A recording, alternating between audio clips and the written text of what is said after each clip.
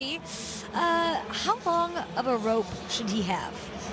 Well, apparently he's on a short leash, according to what Coach Doug Marrone has said. And I just don't understand how that is the message to a quarterback who's already lacking in confidence. He doesn't have a ton of weapons around him.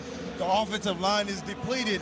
And you somehow think that by telling him that he's on a short leash is going to make him play better. And then people say that, well, he always plays better when his back is against the wall. Okay, well, is that the recipe for success, is that we have to go through this? I feel like I need to say this in a support group.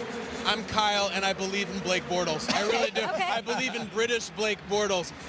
We all have a city or maybe a country we visited that you get there and you're like, I feel like I belong here. I feel like I should have been born here. I think that's England. I think that's London for Blake Bortles. When he leaves the United States, he goes from Mr. Bean to James Bond. I think he's going to have a great day today. Watch.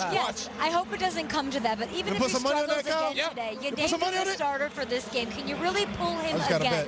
They have a bye week. Both teams do after today's matchup at Wembley. Okay. If he struggles today, let him finish the game and figure it out over the bye. That's my opinion, Steve. All right. Well, trying to figure it out is going to lead to some folks losing their jobs, you know. So when you said he doesn't have any weapons, well, how about you throw it to some and see if you could do it? You know, you're right. Right? You put this guy in there. You didn't go in the off season, and all of a sudden you don't get a backup quarterback. Yeah. And then also too, the only way they can be efficient and take some of the heat off Blake Bortles is short passes, get on schedule, be precise. But allowing him to just drop back and read the secondary, that is not his forte. Now, it helps when the wide receivers are catching the ball, but short, precise.